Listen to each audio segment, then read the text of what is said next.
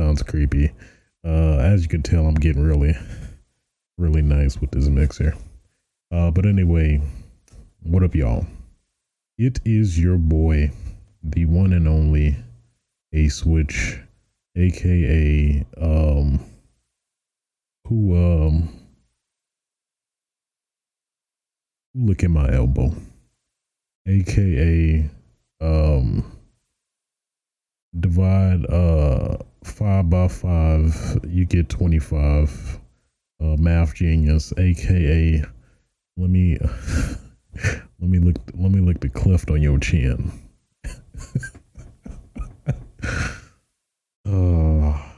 Stupid. Okay. But yes, guys, welcome to episode 11 of Switch's Sights. Today's date is June 27th, 2019, and we got a show for you. So might be a little bit shorter, who knows. We'll go with it. Not really too much in gaming news as of late, really. But yeah, we'll play it by ear. So I guess first, trying to decide how I want to go about. Yeah, I'd say we get right into it. So I'd say the first biggest news of this week is Etika unfortunately committing suicide. And let me make sure I get my facts right. Check on the story regarding it.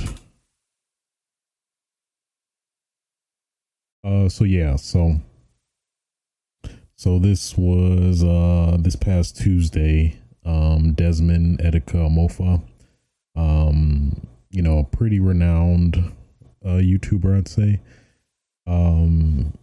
was discovered to have committed suicide, at least as of last Tuesday. Events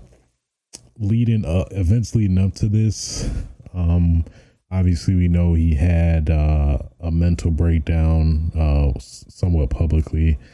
I want to say like maybe 2-3 months ago. Then like a week ago, I want to say roughly a week ago, there was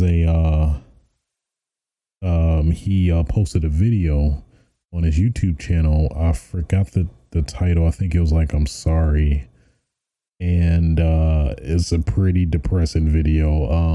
I managed to catch it before it actually got taken down. I was like, yeah, it was just a random video. I was like looking at my subscriber feed and saw it, and it checked it out, and yeah, man, it's pretty sad and depressing. It's basically a suicide note. Well, obviously after the fact now that he felt like there was no way to kind of come out of this, so he ultimately felt the only way was to kill himself. So apparently he jumped off the Manhattan Bridge.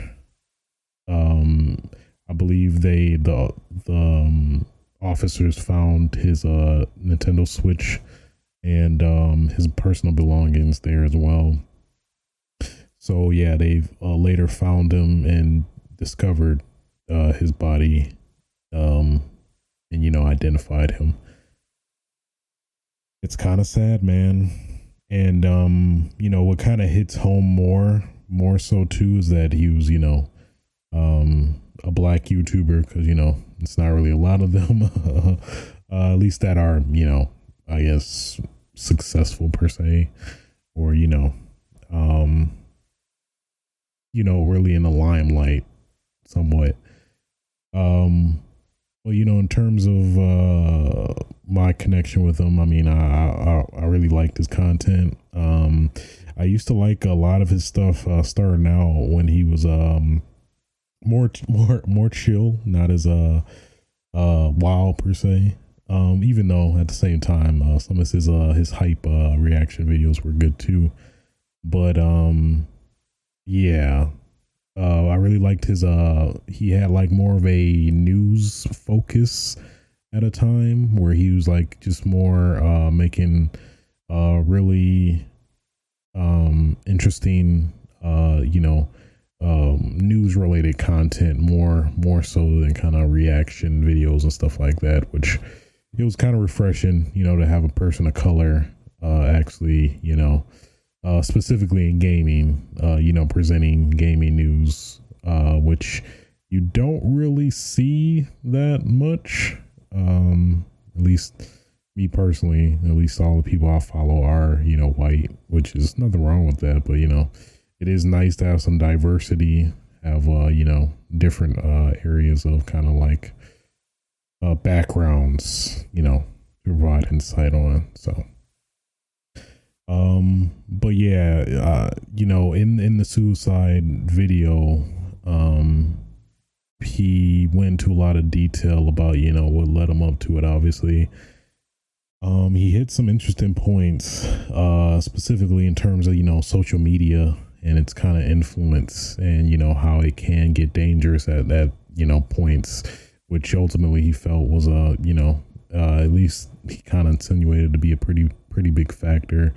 A lot of pressure to stay successful and, things like that.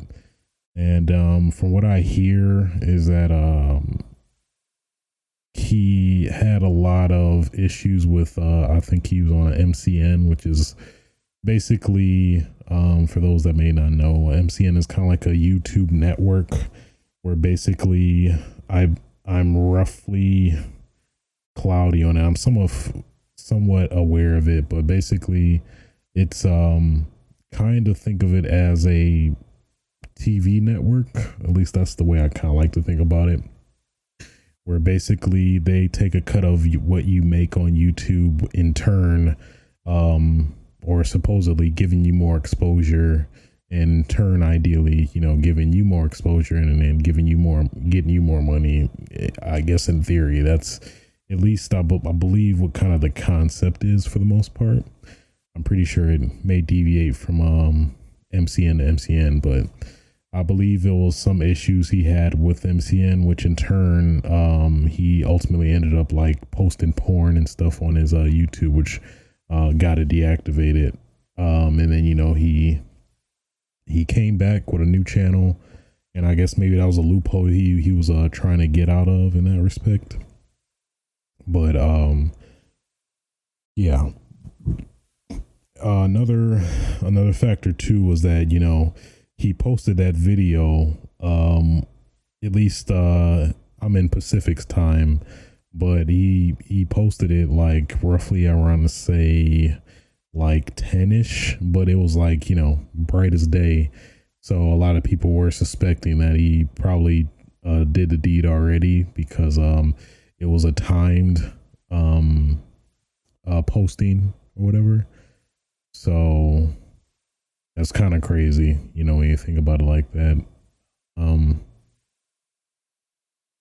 Yeah, man, it's crazy. And it's kind of, I guess what's kind of weird about it too is like, you could kind of see yourself, potentially getting to that point too. Cause I'm roughly around the same age as he was. He died at 29. I am 30. So, that's sad, man, cause I could see how that can kind of get to you, and, you want to keep the success. This is, you put your whole life into this. This is how you make your money. So, I'm assuming, get to that amount of success. So, yeah, man, that's pretty sad. But, he was definitely a big proponent for, advocate for Nintendo, and, posting a lot of Nintendo games and, reaction videos and stuff like that. But yeah, from what I witnessed, he seemed like a really cool, down to earth dude. But just had a lot of problems we didn't know about, inner demons that he was maybe trying to fight. So I mean, what kind of, hits home more so too for me is, I've never really been public about this. But I had a brother, who's no longer here, and, he committed suicide as well. So I can, definitely identify kind of the internal struggles he's had, at least that I could see externally. But it's interesting. It's like, you never know what people are going through, until ultimately, it's too late in some cases. And then, with a lot of people with, they claim crying wolf and, stuff like that. And, it's, people don't believe you, and, it's, even though it's a cry for help, it's stuff like that. It's sad. It really is. But I can definitely, identify, and, it's definitely becoming more and more of a problem. And, he did make a point to try to bring a lot of attention, to this, issue of social media, mental health in general, so, I'd say if it's anything to definitely take away from this is to, keep your mental health in check, and, just, if you need help, don't be afraid to ask for it, and probably cliche, but, definitely be sure to, call your suicide prevention hotline and stuff like that. But, that at the same time, it does bring an interesting discussion in terms of like, what does, like if somebody who feels like there's no coming back, when their mind's instantly made up, how do you know on top of that, like, some people are really actually good, about kind of, hiding that, until maybe you dig deeper, discover more. In general, it's a difficult topic altogether, in terms of, what are obviously there's, telltale signs, like if somebody's giving away all their personal stuff and, things like that, but it's always not that clean cut or obvious. And, those are kind of the more concerning and difficult scenarios. But yeah, it's a very difficult topic in general, I'd say, just to like, how do you, appropriately, tackle scenarios like this, which, at the same time too, is like some people just may not be receptive to it, or may not even, want to, want help. Like, he clearly said in his video about that like, people tried to help me, but I didn't want it or whatever. So it's definitely a tough scenario. It's always a tough thing for sure. But I'd say, yeah, just the best thing is, check in with people, make sure they're good. That's pretty much the best you can really do. Cause yeah, but at the same time, it's like, you never know what people are going through ultimately at the end of the day. So that's why you should always treat people with the most respect and, courtesy, as much as you can. And, cause yeah, man, it is, in general, it's always tough, but, definitely my condolences out to his whole family and friends. And, yeah, man, just sad, very sad, and, depressing to see something like that. Somebody, someone at the top, to, all of a sudden, kind of, ultimately, take his life, which, is never fun. And, me personally, I've kind of felt the weight of that, with my brother in terms of, how much it affects, your loved ones, and, knowing that you're in such a down place, and, knowing that it was nothing that, we could do about it, things like that. So it's always a struggle in that respect. But, yeah, man, it's like, if anything, it's definitely just, hopefully brings awareness, just in general to mental health, which I hope, ultimately, is what it does. So, yeah, didn't mean to start on such a somber note, but at least, this in particular, definitely hit home, at least for me personally. So, okay. So to try and lighten up, things somewhat, let's move on. What happened in particular? Oh, you know what? One thing recently, let me try to,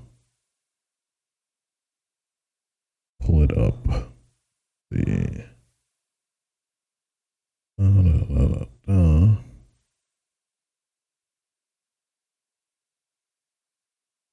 Oh, you know what? That's what I meant to do. So yeah, let's considering not much news as went off this week, I think we'll just get right into games, at least games I've been playing. So man, I swear I've been playing Judgment for the PS4. So basically, for those that may not know, is basically a continuation of not a continuation, a spin-off of the Yakuza series. I guess not really a spin-off, because it's not really a character that spun off. Is that the rule for a spin-off? Doesn't it have to be a character from the Yakuza series or from whatever mainline series that goes into their own show? Yeah, that makes me refrain from calling it a spinoff. Basically, a new game, and I guess because why I call it a spinoff is because it's very close. It's in terms of just general game design, it's very similar to the Yakuza formula in terms of gameplay, with the slight deviation that there's more of a detective spin where you investigate and try to find out, get to a bottom of particular cases and stuff like that. From what I played so far, I've only played roughly maybe 6-7 hours so far. Haven't got too much time into it, but I'm definitely enjoying what I'm playing so far. It has a lot of it's an interesting spin because you don't normally have a lot of gameplay mechanics that revolve around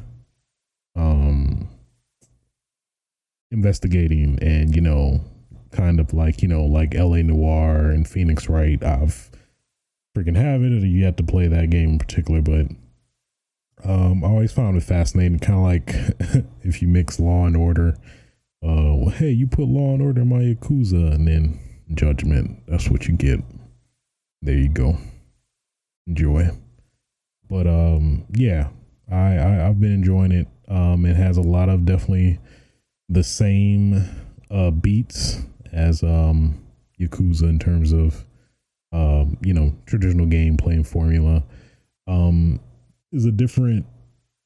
It seems to be more of an emphasis on the phone, even though Yakuza 6 kind of did that, but it feels like it's even more so of an emphasis on the phone, in terms of that being your central hub for access and everything, and upgrading your skill trees and stuff. So there is a lot of that too. So Definitely a lot to keep you busy there. Kind of missing the sub stories. I haven't got too deep yet to discover that. It seems like, from what I played so far, is that you have to play with friends, or you have to make friends in a game. And I think after you reach the max level of friendship with a person in the game, then it will you get a quest, or I forgot the terminology they used. But basically I'm assuming it's going to be a sub story. I haven't gotten max friendship with any of them yet to even, activate that. But nonetheless, that is kind of, at least I guess, the equivalent of sub stories or side stories in that game. So yeah, trying to remember. So yeah, obviously it's a new character, and damn it, I forgot his name. It's gonna take a while. I forgot his name. Kasawagi. Let me pull it up, because I don't wanna be wrong. Don't wanna mislead judgment. One thing I know a lot of people have been talking about too is that judgment, a lot of people assumed it's spelled with Judgement, but actually the correct term for judgment is Judgment. I totally made that mistake too. I assumed it was a E in there, but I guess for judgment, that is the actual correct term. So, Takayuki Yagami, yeah, that's what it was. So at least the general plot of the game is that basically you are a former lawyer who did the impossible supposedly and managed to acquit your defendant, but the defendant ultimately ended up killing somebody else. So it's like, well, oh boy, this is a little pickle we in right now, aren't we? So yeah. So I guess I think that's kind of somewhat true though, because I know I believe from what I've kind of researched in Japan is that it is really tough to not be convicted. I forgot the actual term, but basically it's very tough to be convicted of something and not have any type of judgment made against you, if that makes sense. I could be a little fuzzy on that, but in general, at least for the sake of this story, that's kind of what what they bring a lot of emphasis to. So yeah, so that's kind of generally at least the main plot. And then he's he's now a detective, and he's made his own basic firm, detective firm, where he does detective work. And then I think he also gets some work from his previous firm where he was a lawyer as well. So one thing I really hope that they do, I hope they do it, is they actually let you do actual kind of a Phoenix Wright lawyer cases, objection, he is out of line, sir. I don't know, where you can try to convince the judge, and that's like a mini game. I think that'd be pretty cool. Part of me doubts that's gonna happen, but the optimist in me would like that to come to fruition. So that would be pretty cool. It does take back going back to Kamurocho for the 20th time, which I'm honestly totally fine with, weirdly enough, because it's like they change it enough, and then you just I love Camarocho as a city in general, and then it's just that it's that weird hybrid of familiarity as well as like slightly deviating from what you know as well, which I think is a pretty cool, blend. So I'm always gonna love Camarocho. Need to get a shirt, Camarocho till I die. Camarocho life. What was it? What was the Detroit? The famous Detroit shirt that's going everywhere now. Oh my God, Camarocho versus everybody. That's great. That's great. That's got to be a shirt. Somebody's got to make that already. That has to be a shirt. That better be a shirt. I'm gonna be mad if it's not. But yeah, so I'm enjoying it so far, but I can't really, I guess form an opinion ultimately. At least or more or less form some strong impressions of it. Since I feel like I need to put some more time into it. At least in terms of the combat, initially you have two fighting styles. One is more focused on one-to-one combat, and the other is more freeform. It's interesting. I at least initially, I feel like I don't like it as much as Kiryu's moveset, but actually, I will say specifically for the Yakuza 6, Kiwami 2 is a little bit better, but I feel like it is slightly less. It's better than Yakuza 6 and Kiwami 2, but I still like Zero Kiwami. Well, kind of even before that, really. So I feel like it's not as good as those, but it is better than 6 and Kiwami 2. So, but I haven't, unlocked all the skills and, discovered all the combos and stuff like that. So, but I did see some interesting potential stuff. So yeah, I just have to play it more, unlock all the skills and abilities, to find more out about it. It does still have a lot of the mini games. It has the batting cages. I was messing with that. As Mahjong, got my ass whooped. I thought it was. I sat down to play Mahjong. I'm like, okay, this is probably easier medium table. I think I was playing on the hard table, and I'm like, all right. And it was like I lost like 25,000 yen. I'm like, damn it, this about a. But still fun. Mahjong, man.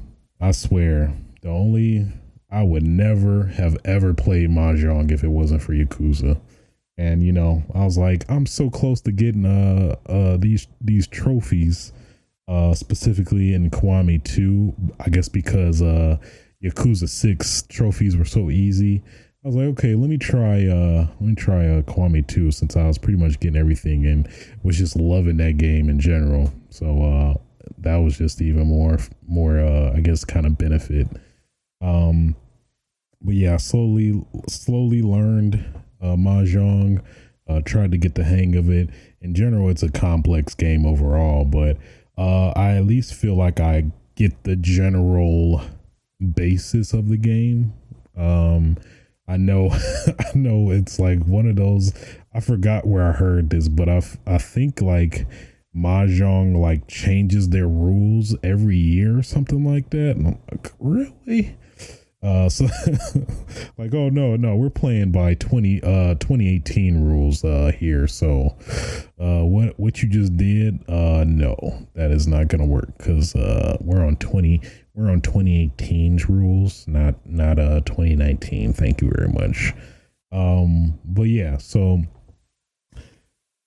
I like a lot of it just has a lot of the same kind of attractions as Yakuza It also has the arcades, of course, as well.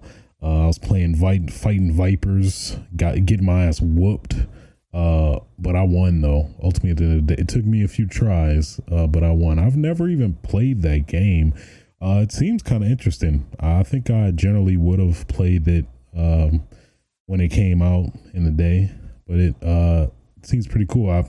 The emphasis, it's weird. It feels like a hybrid of Tekken and what else? It's like Tekken and no, I guess it's like a hybrid of Tekken where basically like, your armor comes off. Maybe kind of like Tao Fang, where you kind of got damage or visible damage, where you like, when you take damage, your armor gradually falls off and things like that, which is really cool. But some of them damn enemies I swear to God, they're cheap as hell.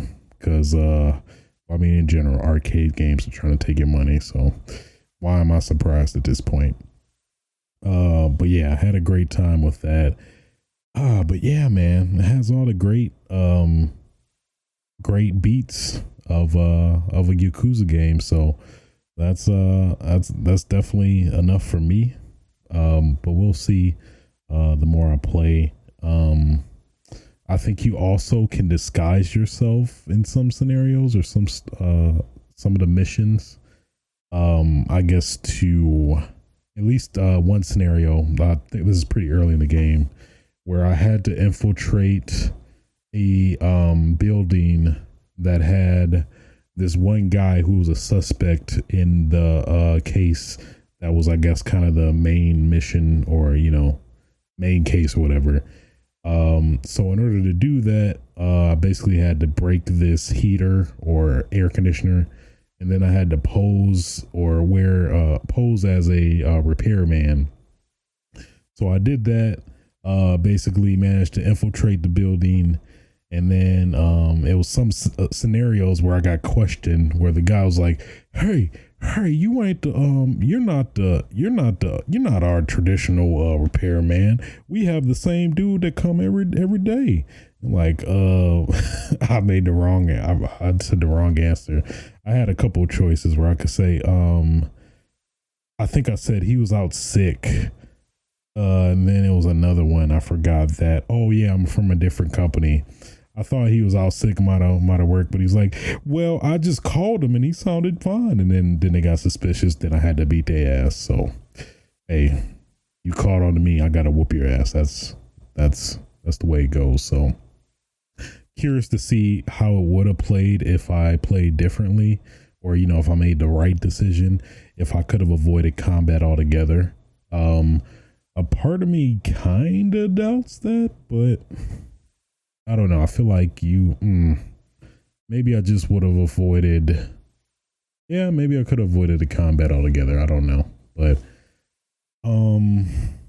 yeah, outside of that, trying to think of anything new. It had this really cool system where you gotta find these ID tags that you scan, like your phone, like, QR codes. So that's your way of finding some abilities that aren't available. You have to find them throughout the city or out the game in general. Which is pretty cool.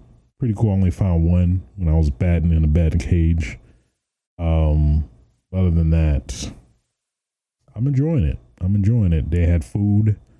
Of course, it's different now compared to Yakuza 6, Kiwami 2, where you just eat for health and you don't get points or currency that goes into your upgrade tree. So now you just eat for health, and it was some other benefit. I forgot, but it wasn't really substantial. You technically, I think, get points if you eat a food item for the first time, but outside of that, pretty standard business. So, what else? Outside of that, that's pretty much it. At least what I've played so far.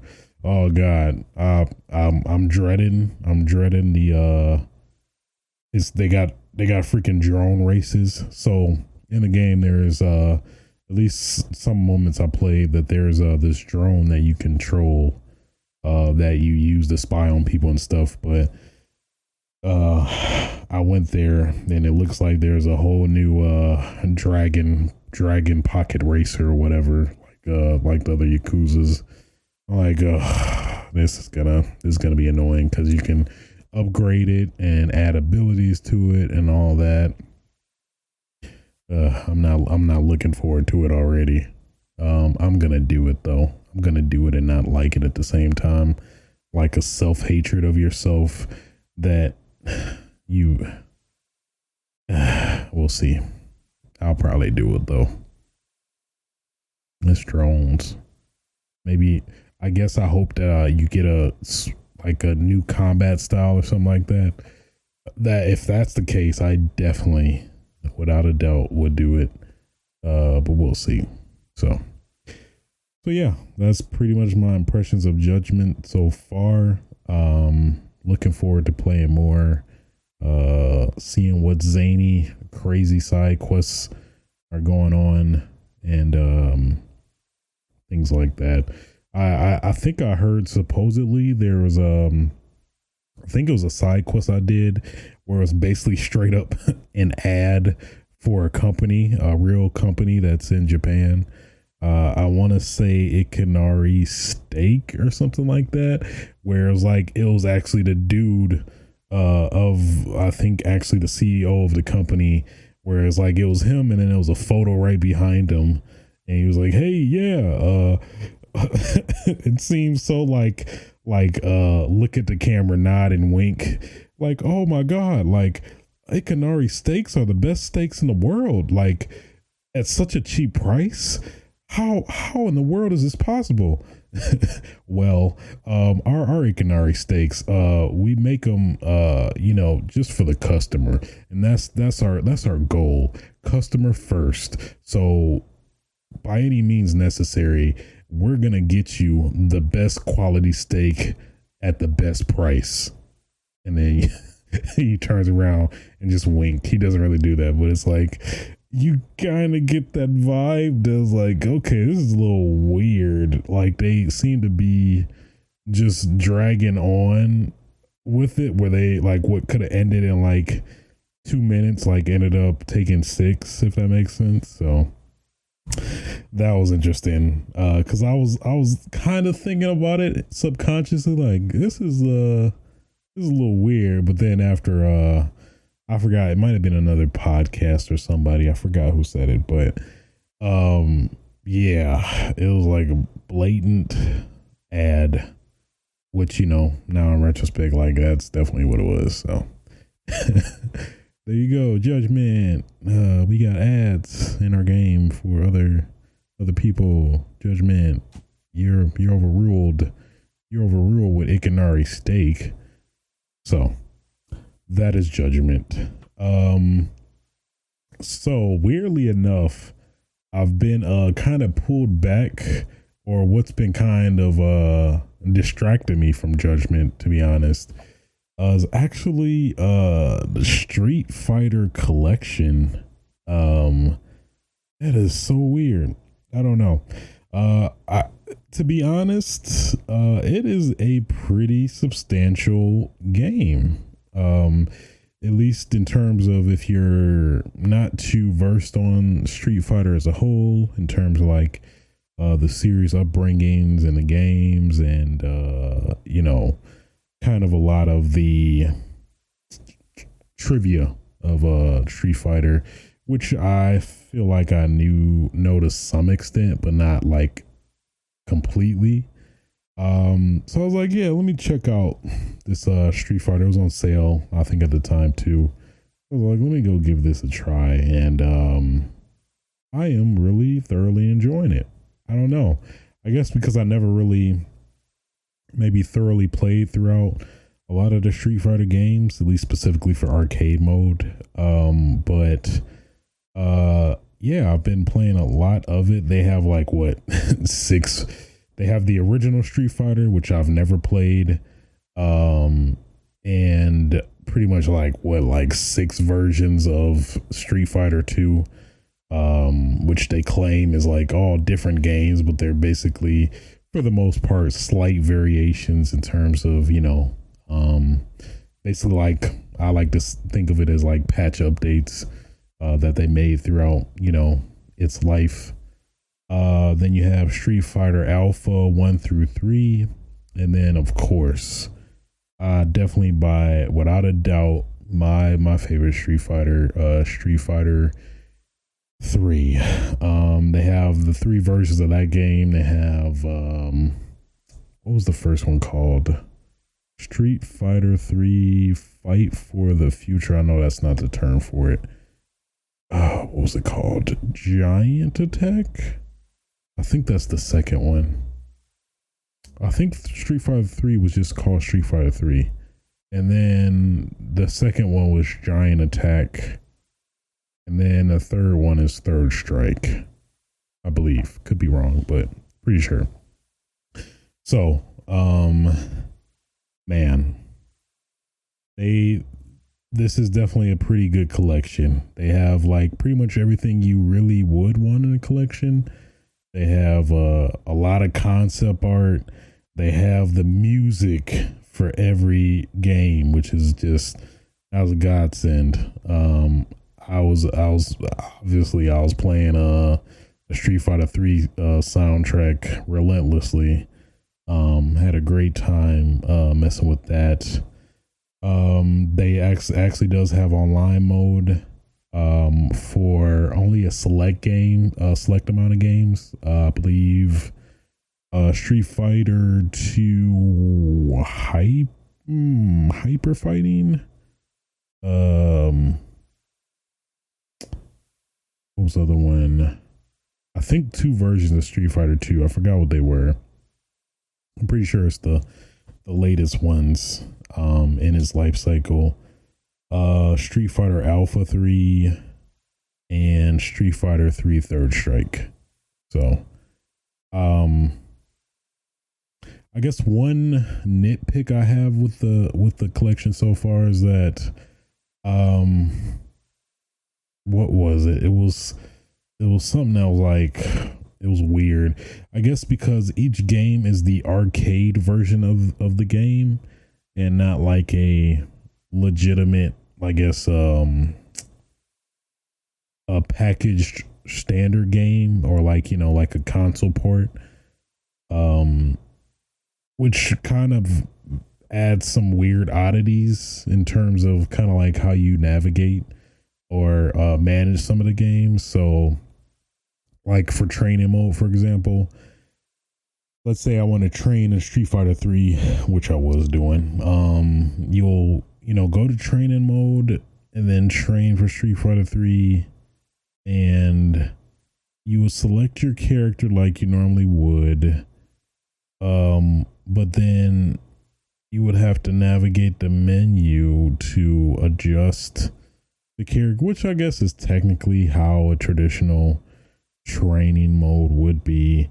I guess I just wished it felt more natural and not just telling the arcade machine to do something, because that's what it kind of felt like. It said, okay, arcade machine, okay, go to train mode, or go to a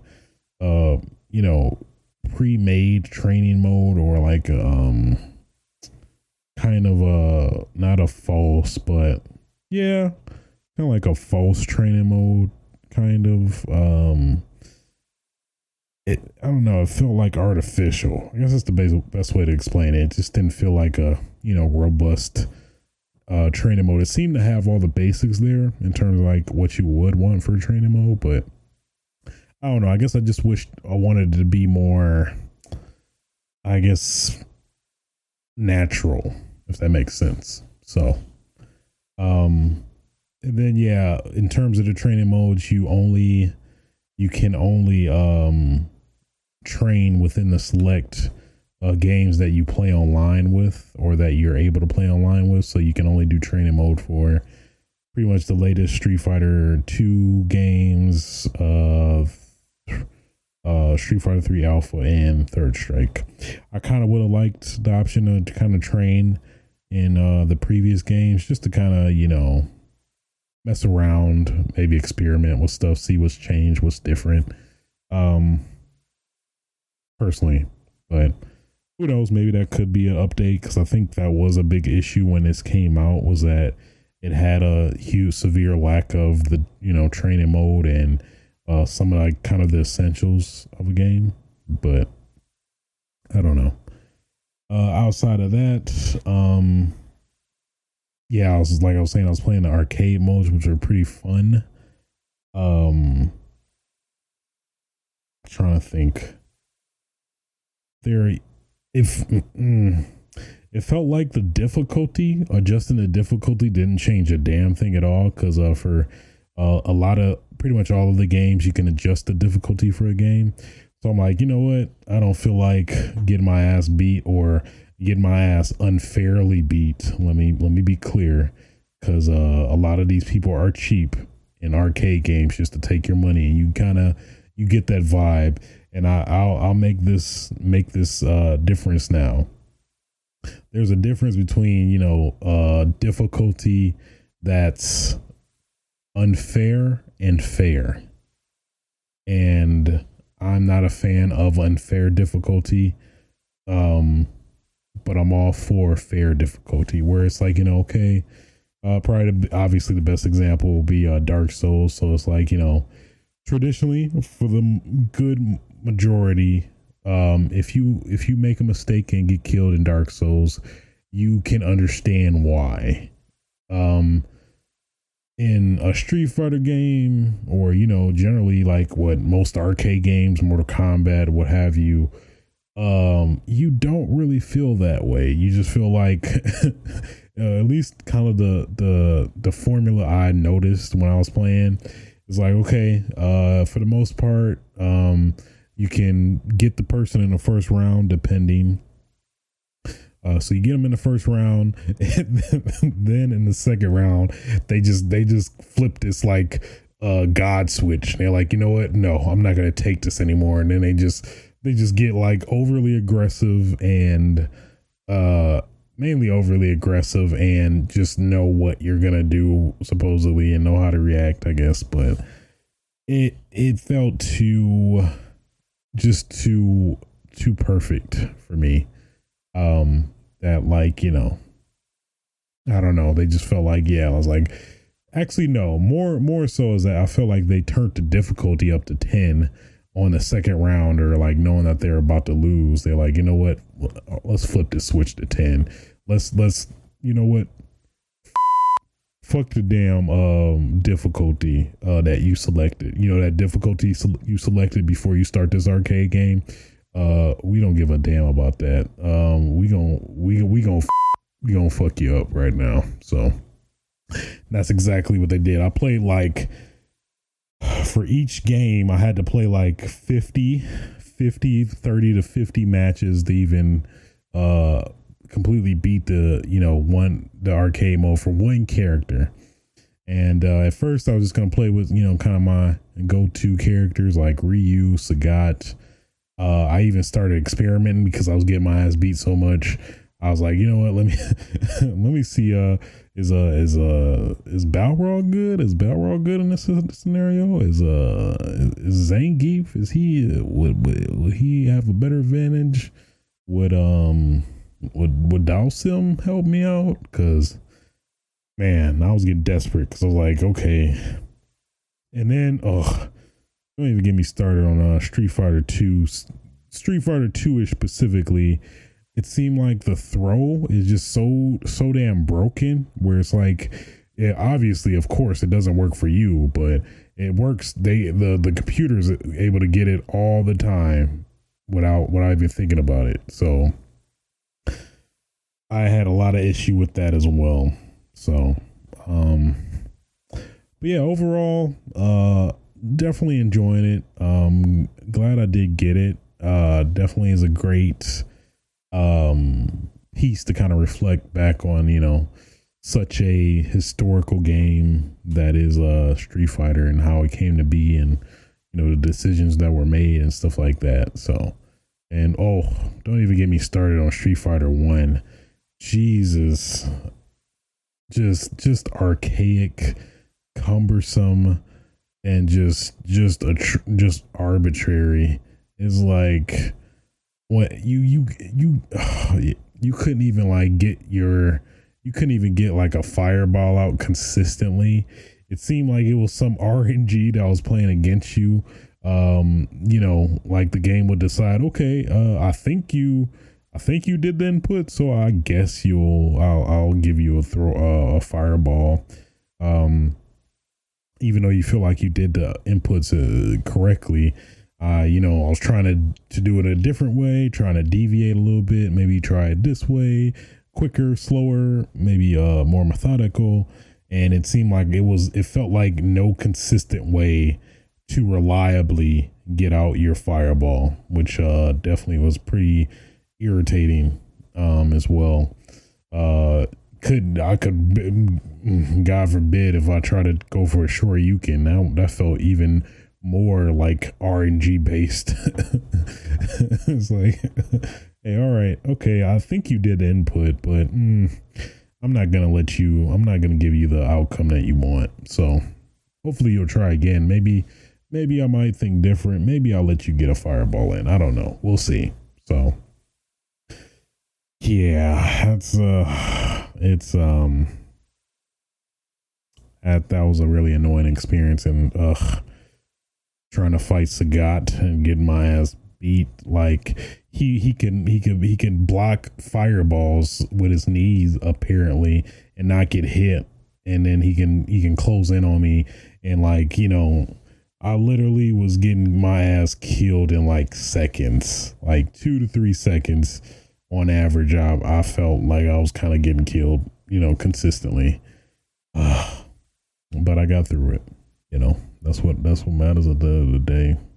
That's what matters at the end of the day. So all in all, great experience. Had a great time. Gonna have a great time. I still gotta finish up some of the games. At least a lot of the trophies seem to be fair, where you can just beat each game. You don't have to beat the game with each character in the game and stuff like that. So I'm like, okay, I kind of want to try this out. Let me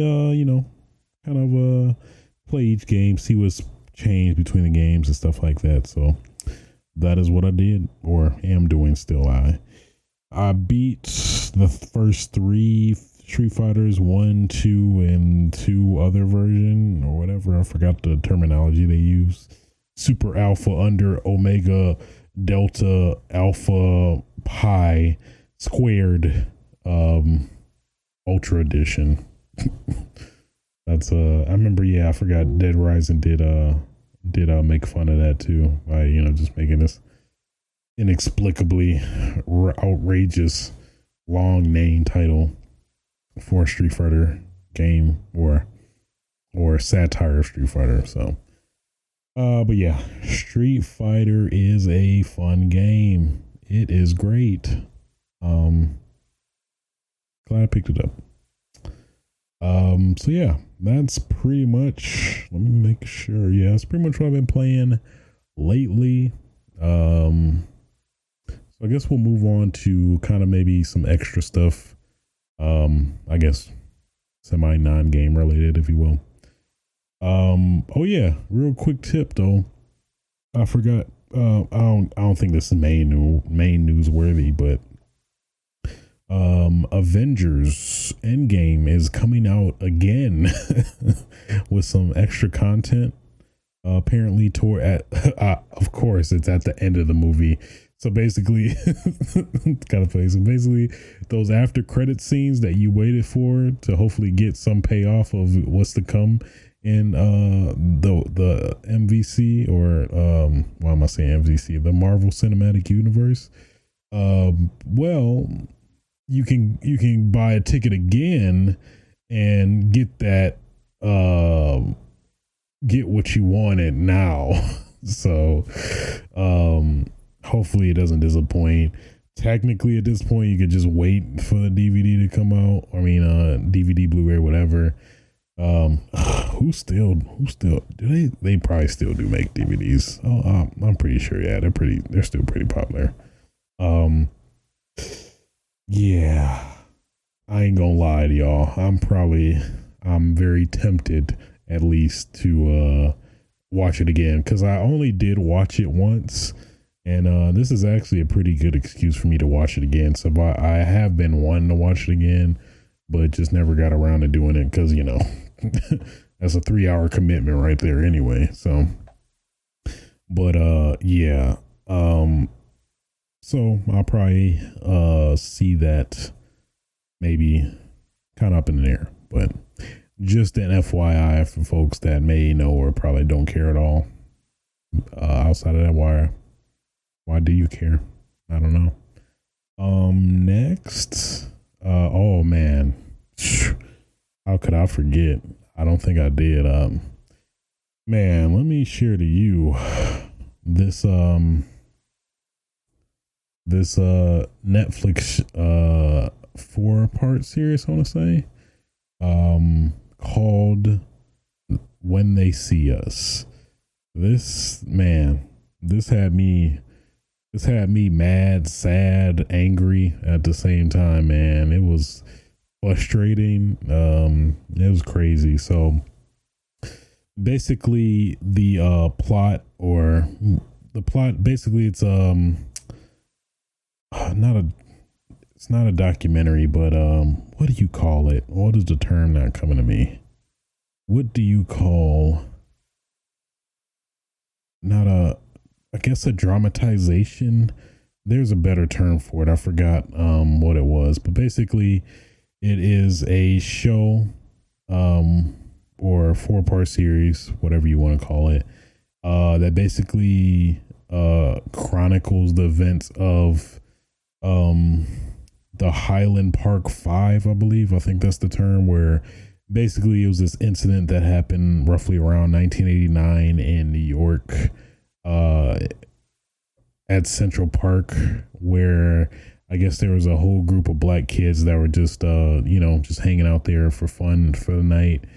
But coincidentally, there was a white woman, I forgot, they called her something, the jogger, the Highland Park jogger, something like that, where she was jogging within the same area, and she was beaten and raped there. So then the police came, and let me back up a little bit. I guess supposedly the black kids that were going in the park, they were harassing some of the folks that were standing by. So I think that in turn got the police to come, and they basically took a lot of the kids, or a fair amount of the kids, into custody in the police station. So after they did that, they, I think at the same time, found out about the rape and assault on the woman, and then they basically, I forgot how they did it, but it was a very convoluted, unrealistic way to try to plot the rape and assault on the kids that were caught, just for no reason at all, just to be spiteful and racist. It seemed like that's the impression I got, for sure. So basically, in terms of the story, I guess I don't want to go over the whole story, but basically they do that, and then they also, since they're young kids, these are pretty damn young kids, like I want to say 12 to 14 in age, at least how they ranged in terms of the kids. They basically convinced the kids to admit it, or confess of a crime they didn't commit. So basically they realize, or they know for a fact that none of them did it. But they basically, with, you know, fear and a lot of illegal stuff, they, you know, force them to confess a crime they didn't commit at all. So basically it's pretty much a whole story about that, which man, I ain't gonna lie, I got real emotional in some of those scenarios, real heated about, you know, just the thought of somebody that these kids, they could have been killed. They could have been killed for a crime they didn't commit. Just the thought of that is really upsetting, you know.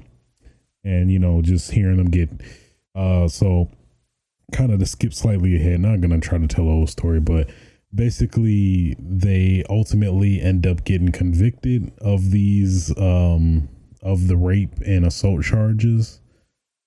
And man, I lost it. I swear to God, I lost it. I was pissed. I was mad, sad at the same time. Like, come on, man, this is some BS. And seeing what all of them go through, knowing, like, obviously knowing they didn't do anything, it's just super upsetting.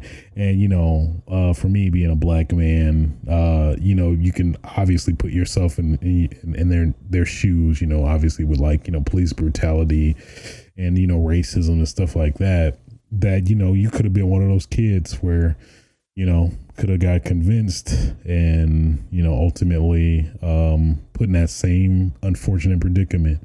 So yeah, man, definitely highly recommended for not even people of color, even all walks of life.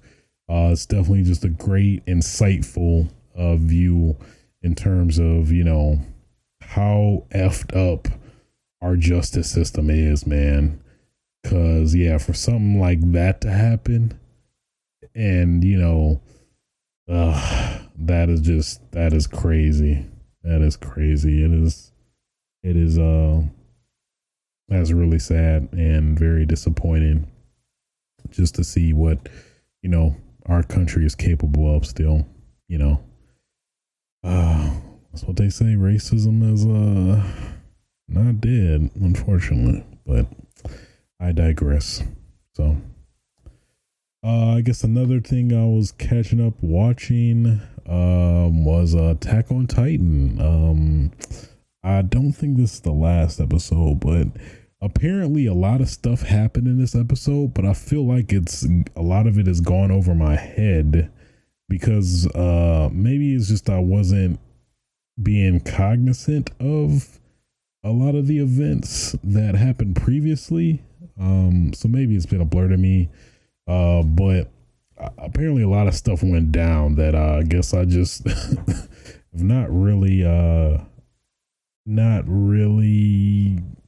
guess, been aware of. So like this latest episode that came out really, I guess I wasn't really moved by, but it's like, I think that's my own fault ultimately, because I did not, I forgot about a lot of the story plot points, you know, that is there. So I don't know. I'll probably have to, you know, do some research, maybe watch a recap video, but at least initially, wasn't really, I guess, impressed by this episode, but, you know, I definitely have to kind of get some more insight to see what's actually happening, actually going on, because it seems like a lot of complex stuff that maybe that was it. That was like, okay, there's a lot of complex stuff that I'm just not registering properly. But so that was cool. JoJo's. So basically, in terms of the latest episode, we find the person, or, you know, who's actually the dude that's been mysterious like almost half the season. And then now I guess it was an event that now basically everybody's been switched in terms of their soul or essence, if you will.